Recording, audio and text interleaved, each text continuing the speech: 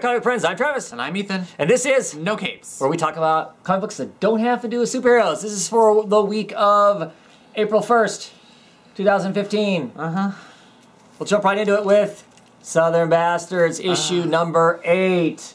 The final end of the arc of Ulysses' boss. Ulysses? Yeah, Ulysses' boss. Right. Yeah, because he's a man of constant sorrow. That's what Ulysses means. Right. Oh man, this is cool. But no, I'm just gonna jump to the end. I'm so ready to watch the first main character's whose name I don't remember. I'm so ready to watch his daughter. What? No, not Tub. No, that was the kid. I don't remember what his name was. I'm so ready to watch his. They're Tubs, aren't they? Are they? Are they the Tubs? I thought they were Tubs. I don't know. It's been. Yeah, it's been a while. I'm ready to watch his daughter though come back and beat the shit out of everyone. Yeah. Yeah, because she's military. Coming back because she's her dad has died, so she has to go back and take care of the affairs and whatnot. So that'll be a really interesting story. I think we're gonna be a long ways from getting that story though. Yeah, I'm still. Nothing drives me more crazy like in literature when like there's no form of any sort of justice. Like, I mean, while I appreciate yes, because I think bad people get away with doing bad things all the time, it's still, that's why I read comic books. So okay, so this whole arc has basically been kind of a, what do you feel? You feel like it's a thing to kind of make you sympathize with Ulysses? And his plight. That's what I thought or to kind of explain why Boss is boss coach, At first I thought it was for sympathy, but now I think it's definitely for, the way they ended it, this last issue, I would think it was definitely for to explain how and why, because you know reading it at first it was definitely sympathy, like dang, sorry your family sucks, so much sorry of the all you story want to is do him is as a kid and his dad's a sorry you want to play football, idiot. you have like the exact opposite requirements to do that, right? And nobody will let you play because your dad's ruining everything for everyone, right? But then this last issue he caps his dad, right? And he takes care of... So he can become coach. And so then he takes care of... Eventually he takes over for everyone. Yeah. I mean, and then like, the character that we like, the device used to give him sympathy, the African-American dude. The blind coach. The defense coach. Right, kills himself. Yeah. And like, that's basically where all of my sympathy goes. Yeah. Like, all over that blood-spattered wall. That's where all my sympathy is. Which was very, very poignant, and one of the things I think it's not worth the blood. One of the things I think is interesting is despite him being this kind of badass, he's awful. Clearly, he's made choices that are just incredibly hardcore. Killing his dad to become the coach, and then deciding to kill everybody else that's involved because they're going to cause him problems at some points, and he wants to be in charge, and he wants to do his football and whatever, and clearly out of control. But you can see that it weighs on him. There are moments that it weighs on him. He's not a one-dimensional bad guy that he just flatly does this stuff and goes on like it's no big deal. I mean, maybe capping his dad was no big deal because his dad was incredibly awful, but clearly the death at the end of this affects him. Clearly at the end of, well, I guess it was in this arc where his players are acting like it's no big deal that he beat the other guy to death on Main Street. It clearly affects him, though. I mean, it's not as simple as what the kids make it out to be. So I do really like that about the writing, that there is this heaviness and whatnot. I don't know that there's going to be any social justice here, or any justice dealt out at all. She's going to show up, and I don't know what that's going to be. I know the stories going forward, we're going to get a lot more stories about some of the other people here. We're going to get some story about the crappy sheriff that just let all this crap happen. What's his story? Why is that going to be? But I really like this arc. I didn't like it to start with because I thought that that's what we're going to try and do is garner a sympathy for... It's like the Governor episodes in Walking Dead. Right. Why did these happen? It's like, screw that. It's like, no, I hate this guy. I already know I hate this guy. You're not going to make me gain sympathy. And then I'm like, oh, there's a little sympathy. And then I'm like, no sympathy. That sucks, like, but still. Yeah. You know what? There are plenty of people who have shitty things happen to them. Yeah, that doesn't excuse you. They're not... Yeah. The scumbags. Mob bosses who beat old men. Yeah, well, but mob bosses at least have some sort of, like... code of conduct? Right, and some level of romance to them, right? It's been romanticized enough anyway. Clearly, there's none of that here. Yeah, no. Yeah, and you mean I want, you see the mom says, oh, it's just business. And this is like, you suck. I don't like you. Right. Right. Sloppy business. Your dog shit on my yard, so Yeah. I'm gonna cave your head in. Yeah. Yeah. Yeah. I really like it though. Yes, Story, yes. right? Excellent story. Yeah. Yeah. What we rate it? I give it 4. I give it a 4 too. Solid 4. Next up, we have Black Cross issue 2. Which we don't really know a whole lot what's going on. I mean, I kind of understand what's going on, but there's characters in it that obviously, and in this issue, whereas issue 1 didn't really play into it too much, this issue clearly hints at, ties into that there's this larger, because it says it's from the pages of Project Superpower. You think you're Hellboy. You're not Hellboy. Right. So it clearly, this issue has some stuff that ties into it. We have this dude that's on the front cover, who I think is a hero of some sort, but like, is he killing them, or is he just finding the bodies after that? No, he's killing them. He's killing these. He's killing some guys that I think are some bad dudes, carving this like a quasi-American flag type ward on them. Yeah, some magical thing, and then leaving their carcass behind with this kind of and of course, there's some other things, similar dimensions coming through the mirrors, and some possession type stuff and whatnot. I mean, I'm interested in what's going on, but clearly there's some big moving parts that we don't know. Yeah. I have no idea what's happening, but I'm sure I will at some point. Yeah, I mean, I'm enjoying the art. Yes. Clearly like the covers. I trust Ellis. I mean, I don't... clearly he's working with somebody else's property. I don't know what that's going to end up being, but it's okay, despite the fact I don't know what's going on. I give it a 3.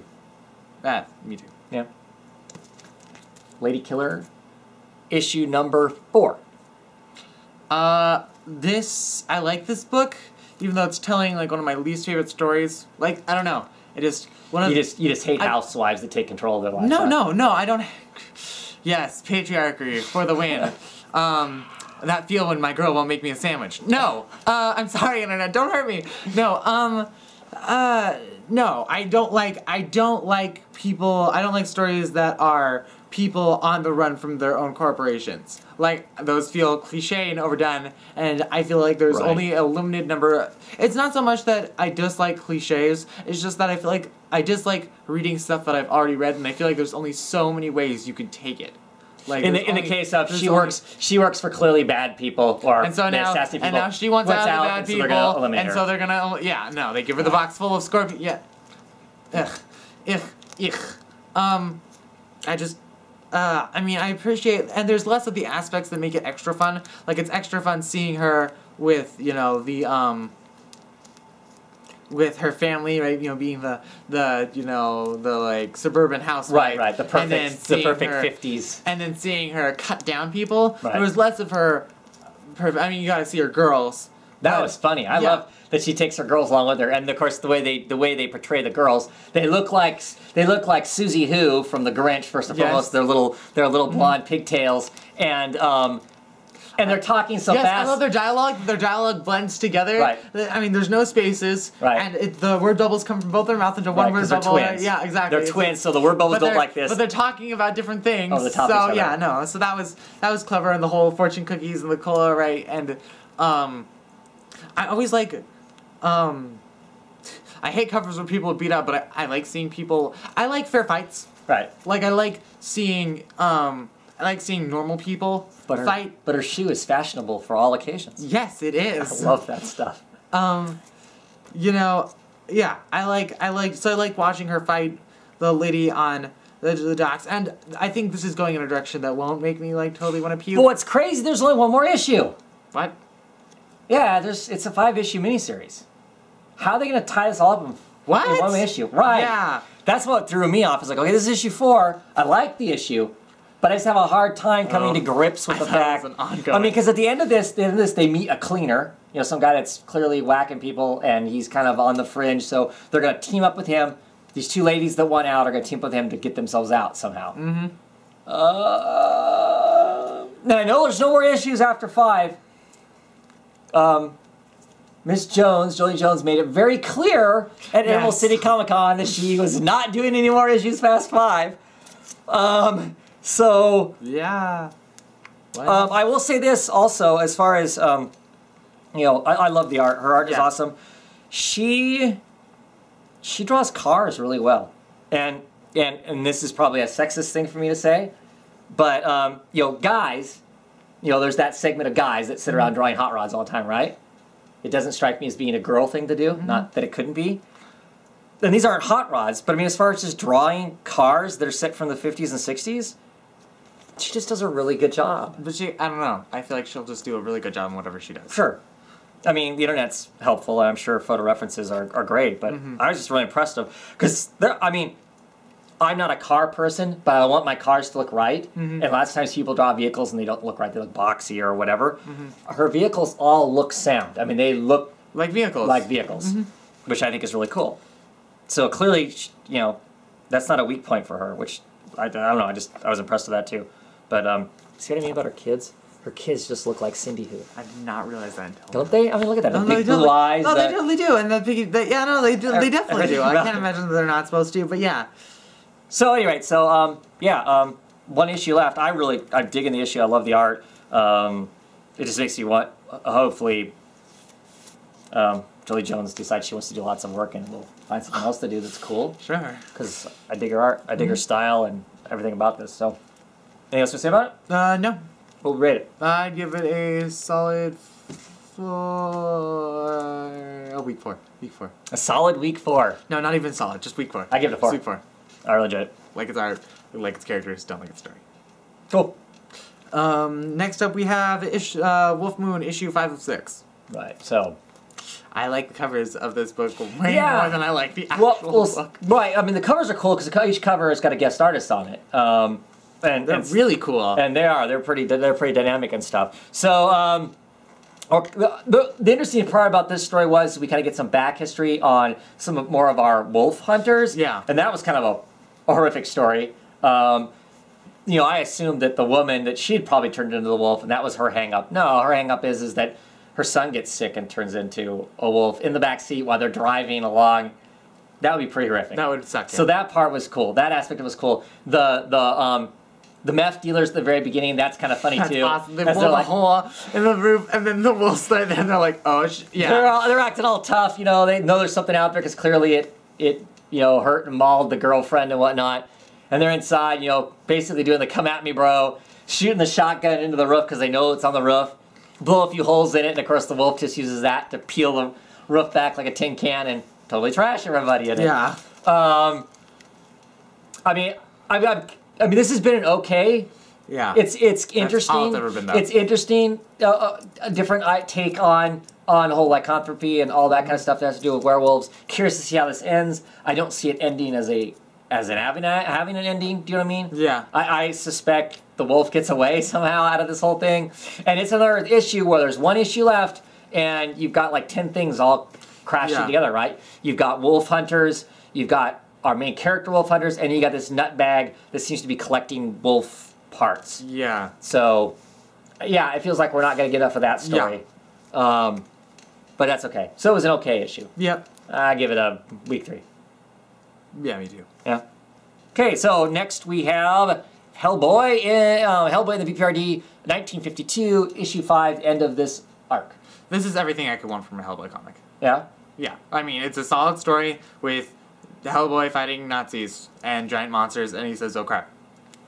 For the first time. Yes. I mean, that was cool with me. Yeah. I don't know, I liked it. I thought it was solid. You know, I liked seeing Deadpool hang out with his buddies. I mean, I liked... Daredevil. You Did said I say Deadpool? No, you said Deadpool. Now I'm saying Daredevil. We're all over the place today.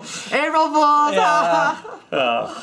I like seeing Hellboy hang out with his buddies. Yes. Yeah. Ew. I don't even have anything to blame that on. Yeah. Well, we were talking a lot of Deadpool earlier, but so yeah, it hits all the aspects of a Hellboy universe type book, right? Yep. Like you said, he gets to say, "Oh crap!" He punches things, punches big giant monsters, and you know, there's always some bizarre Nazi seems to be floating around in it, even when it's no longer the war. That sort of stuff continues to haunt him in some fashion. So. The head popping off was amusing.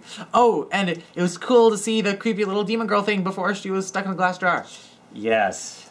She's cool. Yeah, that's cool. She's frightening. I'm excited. That's just a frightening character. And as I talked about early on when this book first came out, that more than likely we'd see more of this. We are.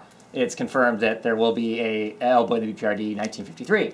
just like they were doing with the BPRD 1941, 42, 43. Cool. I think they're going to continue with this sort of a thing. Art was okay for me. This issue, Alex Maleev, usually he does a lot of photorealist kind of stuff. The art in this was much more basic, though. It's like there was less of his detail. There was normally, it felt like to me, that it felt like there was a change. Not enough to take away from the book, but just a noted to me that this art isn't at the same level that the last 4 issues were, but still fun. What I like to get out of this kind of a book.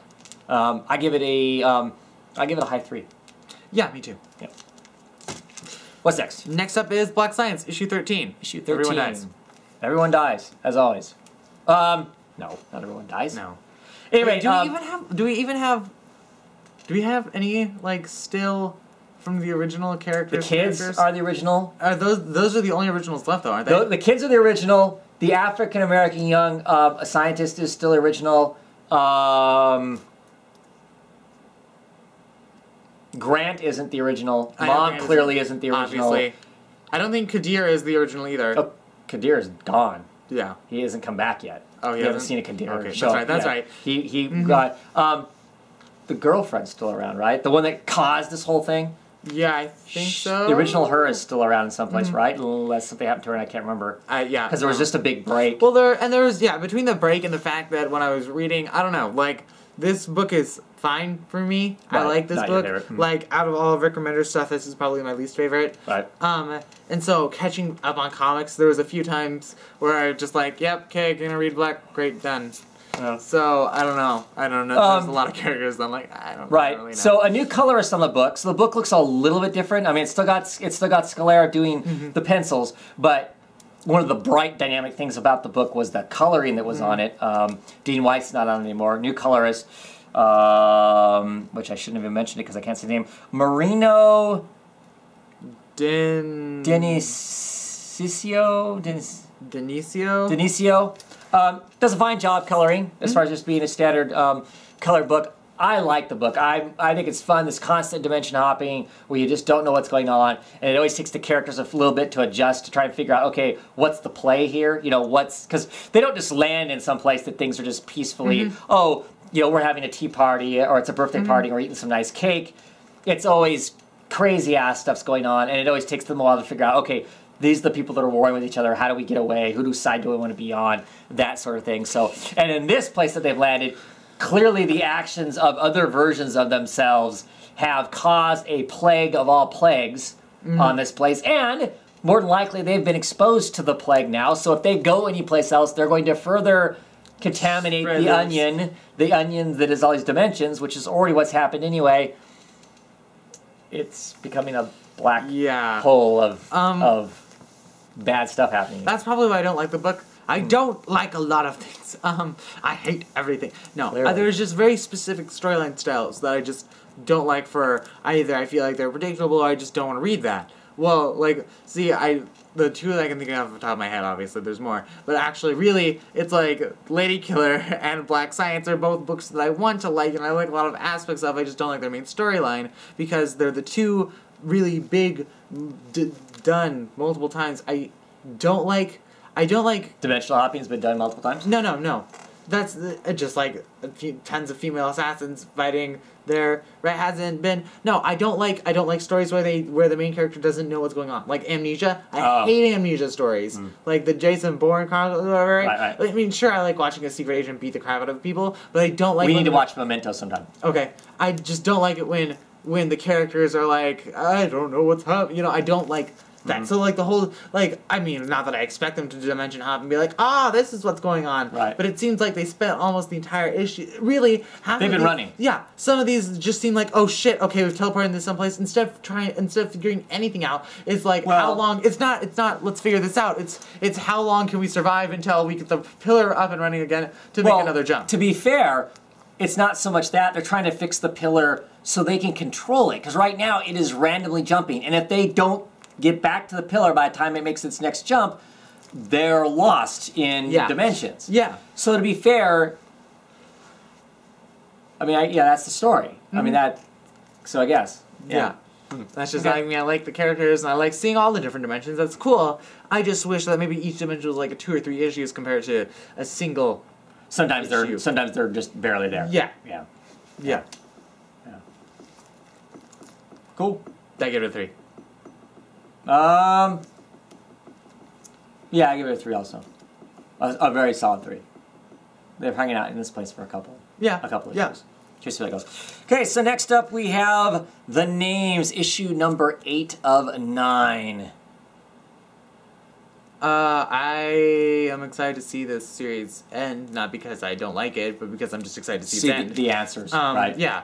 I totally saw the whole girlfriend being one of the dark things. Totally saw it coming. The girlfriend of the super prodigy math kid.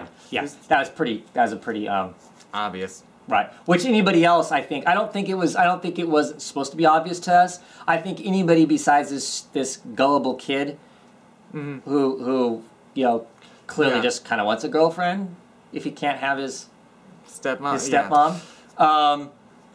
So I think it was supposed to be obvious to us. I don't think that was supposed to be a surprise. I mean, that's kind of a given. But he's so clueless, he wouldn't kept shot right. Yeah. This is a really cool cover.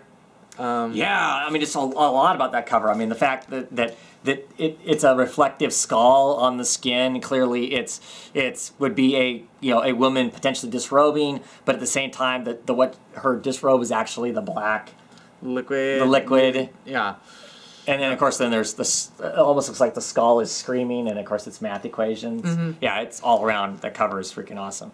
I like the art through this thing, though. Oh, I like the art too. And I continue to love the main character. Yeah. I can't remember her name offhand. I like seeing her beat people. Oh, that's another. Once again, I like fair fights. I like watching people beat each other up and get beat these fights and hurt. Win. Yeah. You watch these fights. She wins. Yeah. She wins, but not without having her head smashed into things. Batman fights Killer Croc. Batman gets punched by Killer Croc. Batman beats Killer Croc. Batman goes back to being Batman. Right. Like, she gets beat up and she's like, ow! Oh my... Right. So I appreciate that. I appreciate the fact that fights hurt. Yeah. Yeah. And it's a way more interesting book. I was concerned with the first issue. Like, okay, I don't know what it's going to be. This book... This book is one of those books that you're like, where did this go? Right. Because at first it was like not realistic fiction, but it was a conspiracy. Sure. Conspiracy, group of people, right, with a surgeon, like, it's going to end with her taking down the surgeon, and now we've gotten into, like, evil quantum physics dimensional beings. Right, with one issue to sum this up with. Yeah. Like, I mean, I like math anyway, so to some degree... The idea, it's cool. Right? So the idea that he can pick up the phone and start reading or start talking an equation into the phone, and the person on the other end basically gets their brain scrambled.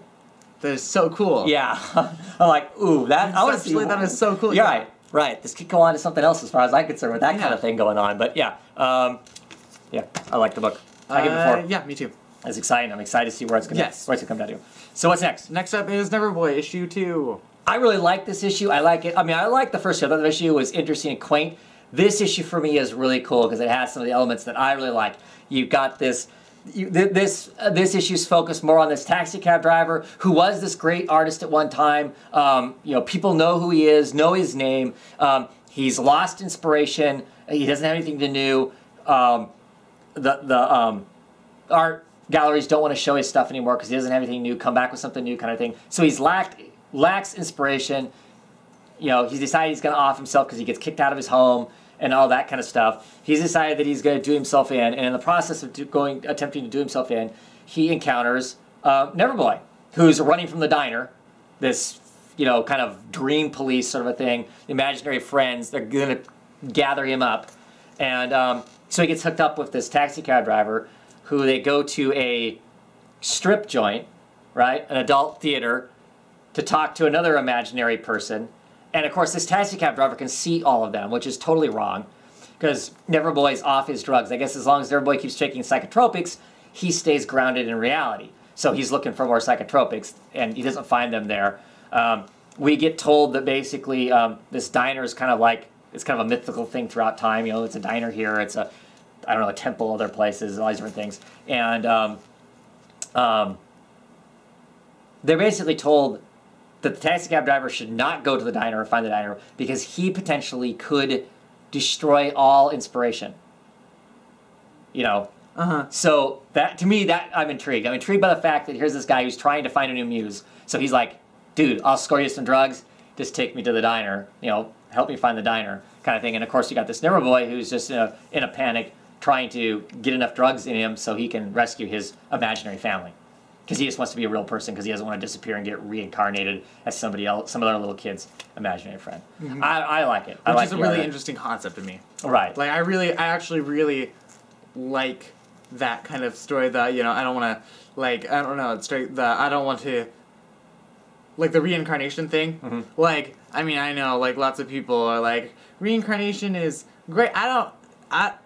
You're still dead, as far as I'm concerned. You have to start over. As soon as your consciousness stops existing, you're dead. Well, the idea of having to start over again. Exactly. Sucks. Well, I mean, okay, even then, I don't know. Like, if I'm still me, then it's. But I don't know, reincarnation. Like, there's this book called like Elsewhere, and in it, you know, instead of like, you know, heaven or die or whatever, right? When they die, right? You go to this place and then you live there while you age backwards. And once you reach baby, they ship you back out, right? To go again. Well, as far as I'm concerned, the only thing that happens is your lifetime is doubled. That's it.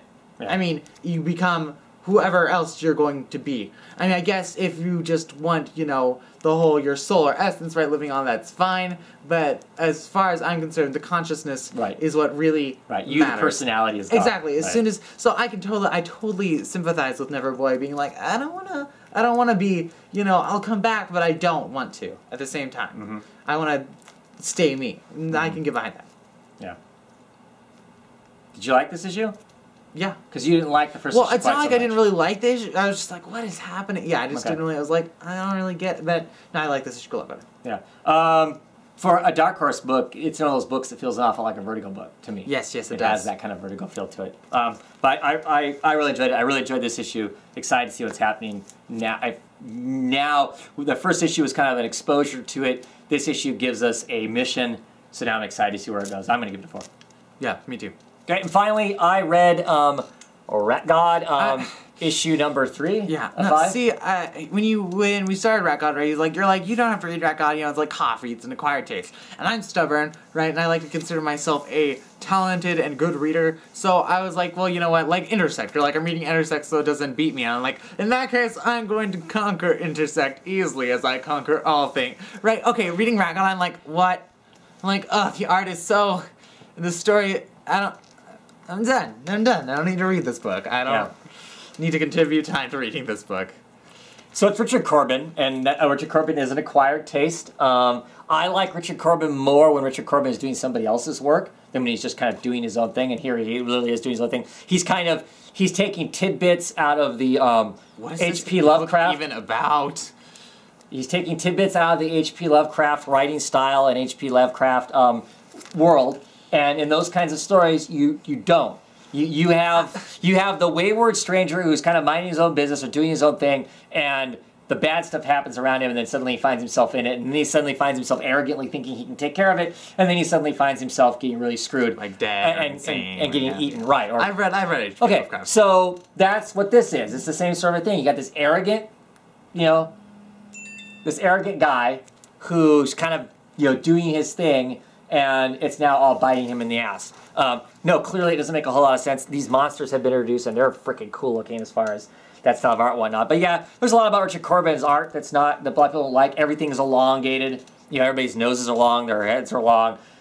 They're so stout. And he always guaranteed every book he's gonna draw people naked because that's just what he does. And everything about their naked parts are elongated. Everything's exaggerated. He is the old school heavy metal, which means nothing to Ethan. And I appreciate him for all of those things because he is his own thing. I like that. So, but this hasn't been that great of a story as far as the story goes. His Edgar Allan Poe stuff that he was doing, I like that. Was that's really fine solid. With me. I like that. I think it was that's really good. solid. I mean, yeah. But yeah, this is not so much. Yeah, it's not very strong. And I like H.P. Lovecraft. I just don't. Right. No, I get exactly what you're saying. Maybe if I'd stayed on for this, maybe no, this hasn't been. This hasn't been that great of a thing. It really hasn't. I would give this a week 3. I still think the art is cool in it, but yeah. And that is it. We'll be back next week, I'm sure, with more books.